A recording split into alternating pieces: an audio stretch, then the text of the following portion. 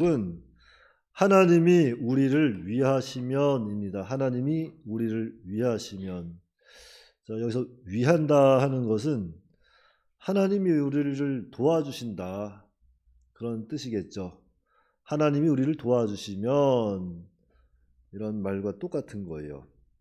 그래서 하나님이 우리를 위하시면 그 첫 번째 대지는 누가 우리를 대적하리요, 31절입니다. 그런즉 이 일에 대하여 우리가 무슨 말 하리요? 만일 하나님이 우리를 위하시면 누가 우리를 대적하리요? 예, 지당하신 말씀입니다. 하나님이 우리를 위하시면, 하나님이 우리를 도와주시면 감히 누가 우리를 대적하겠는가, 이런 말씀입니다. 하나님께서 우리를 불러주시고 믿음을 주시고 의롭다 인정해 주시고 우리를 이렇게 또한 영화롭게 해주셨는데, 참 그 일을 생각할 때 우리는 늘 하나님께 감사할 따름입니다.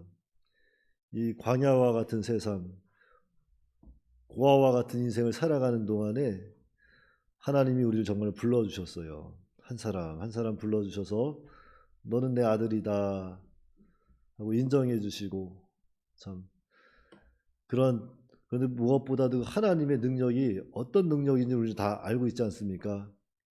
천지 만물을 다 창조하시고 우리의 생사화복을 주장하시는 분이세요. 생사화복. 우리의 삶과 죽음, 그 모든 것을 하나님이 주관하고 계시는데, 그 하나님께서 우리를 위하신다면, 우리를 도와주시면 대적할 자가 없다는 겁니다. 다윗 같은 경우는 그 양치기 소년이었잖아요. 양치기 소년. 양치기 소년이 무슨 힘이 있겠어요? 무슨 권세도 없을 텐데 그 양치기 소년을 들어서 사용하셨는데, 이 다윗은 전쟁에서 한 번도 진 적이 없습니다. 왜 지지 않았어요? 하나님이 다윗을 위해 주시니까, 하나님이 다윗을 도와주시니까 모든 전쟁에서 승리할 수 있는 그러한 참 놀라운 은혜를 입었죠. 그러니까 우리도 세상에서 살아갈 때 다른 거 없는 것 같아요. 하나님이 우리를 위하시고 지금 도와주고 계시는데, 사실 우리의 삶은, 우리 믿는 자의 삶은 결론이 다 드러나 있습니다. 지금은 거울에 비치는 것처럼 희미하게 우리가 장착할 하늘나라가 보이지만, 우리는 정말 하나님의 백성이 되었고 하나님의 자녀가 되었어요. 그래서 우리는 이 땅에서 살다가 우리의 생명이 다하는 날 다시 눈을 뜨게 되면 그곳이 천국인데, 그것을 간혹 잊어버리고 살 때가 너무 많죠. 그러다 보니까 세상에 자꾸 마음이 가고, 무엇인가 보여지는 것에 자꾸 마음이 가고, 그러다 보면은 하나님이 잠시 잠깐 이렇게 가려질 때가 있는데, 자, 우리는 무엇보다도 우리를 위하시는 분 하나님이 계시다는 것을 늘 기억하고, 세상에 여러 가지 생각지 못한 일들이 우리를 대적할 때 그 모든 대적들로부터 우리가 또한 하나님을 생각하면서 또 우리의 신분을 깨닫고 하나님 나라를 기억하면서 그런 모든 대적을 또 물리쳐야 합니다. 믿음으로 다 이겨야 돼요. 그러니까 세상에서 오는 여러 가지 유혹들, 미혹들, 그런 것들은 이미 다 지나가는 것들이에요. 그러니까 하나님 나라 바라보시고, 정말 하나님께서 우리를 위하시면 우리를 대적할 자가 없다는 것, 그것을 기억하시고 세상에서 늘 승리 생활하시기 바랍니다. 자, 32절에 보시면, 자기 아들을 아끼지 아니하시고 우리 모든 사람을 위하여 내주시니가 어찌 그 아들과 함께 모든 것을 우리에게 주시지 아니하겠느냐. 자, 먼저 여기서 우리 모든 사람을 위하여 했는데, 이것은 믿는 자를 이야기하는 겁니다. 믿는 자. 안 믿는 자까지 다 포함된 것이 아니라 택자를 이야기하는 거예요. 그러니까 하나님께서 자신의 사랑하는 아들, 그 독생자 아들까지 내어줬는데 그보다 더한 것을 너희에게 주지 아니하겠느냐. 아들도 내어줬는데 뭔들 못 주겠느냐 그 말이에요. 하나님의 사랑이 우리는 여기서 좀 더욱 깊이 깨달아야 합니다. 하나님이 우리를 위하실 때는 아낌없이 주시는 사랑이에요. 여러분들도 자녀들에게 무엇인가 해주고 싶은 게 계속 많잖아요. 자녀들 무엇인가 해줬을 때 아까워하는 부모는 거의 없을 겁니다. 저는 아직 자녀가 없지만 저희 아버님의 사랑을 많이 받았어요. 그러면은 아버님이 저를 무엇인가 사랑을 베풀어 주실 때는 저를 아까워서 주기보다는 더 해주지 못해서 좀 안타까워하시는 것 같더라고요. 이것은 조금 사담이지만 제가 아버지 사랑을 조금 말씀드릴게요. 저희 집은 좀 가난했어요. 많이 가난했는데 그래서 저희 아버지가 우리 가족을 위해서 방앗간에서 이제 일을 하셨습니다. 방앗간 옛날에 쌀 한 자루에 83kg 했잖아요.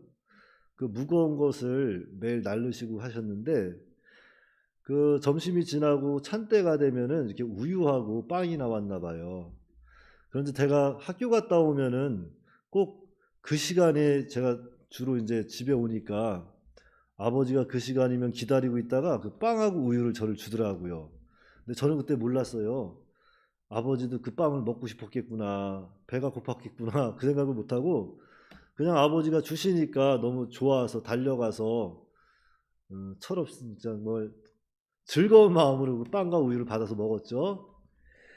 그런데 제가 어른이 돼서 저도 방앗간에서 일할 기회가 생겼습니다. 농협에서 일했으니까.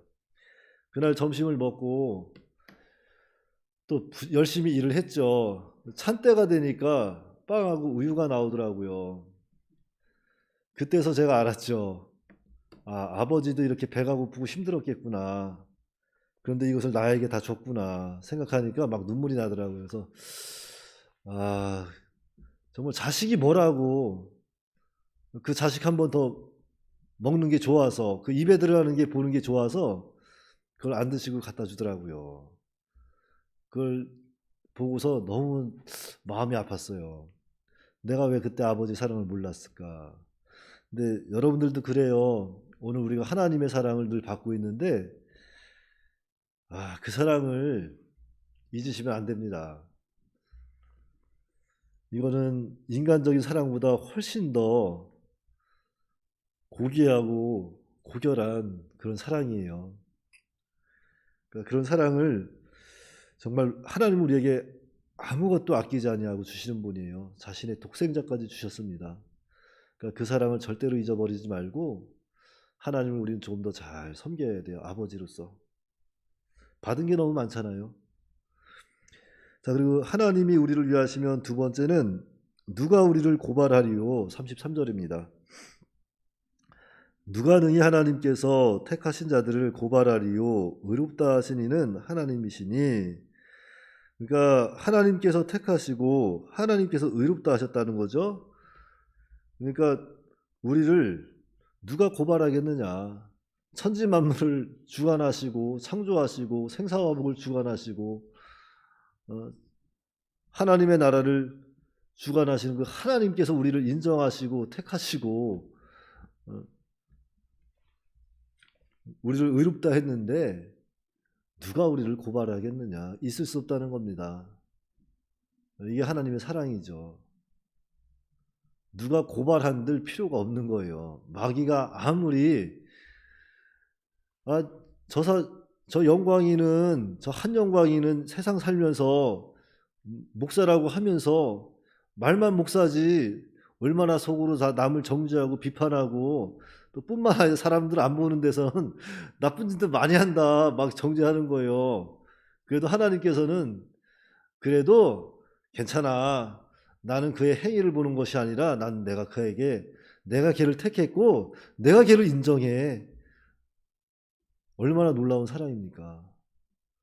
하나님이 택하고 인정하면 우리의 행실, 우리의 마음, 잘못된 것들 어찌 할 수가 없는 거예요, 마귀는.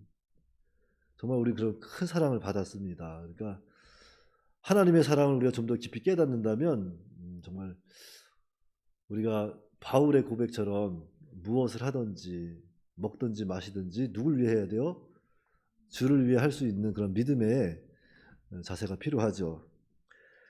자, 그리고 하나님이 우리를 위하시면 세 번째는 누가 우리를 정죄하리요? 34절입니다. 자, 누가 정죄하리요? 죽으실 뿐 아니라 다시 살아나신 이는 그리스도 예수시니 그는 하나님 우편에 계신 자요 우리를 위하여 간구하시는 자신이라. 자, 성도를 위하여 정죄할 자 없다. 그 이유가 뭐냐면은 먼저는 예수님께서 우리를 대신해서 죽으셨다는 거죠. 그리고 두 번째는 부활하셨다는 거예요. 그리고 세 번째 부활하셨을 뿐만 아니라 우리를 위해서 하나님 우편에서 간구하신다 그랬는데, 자, 이것은 우리를 위해 중재하신다는 말도 돼요. 중재. 즉 마귀가 하나님의 법정에서 우리를 막 고발할 때 예수님께서 의의 옷을 덮여준다 그랬잖아요. 예수님께서 우리가 변호자가 되시는 거예요.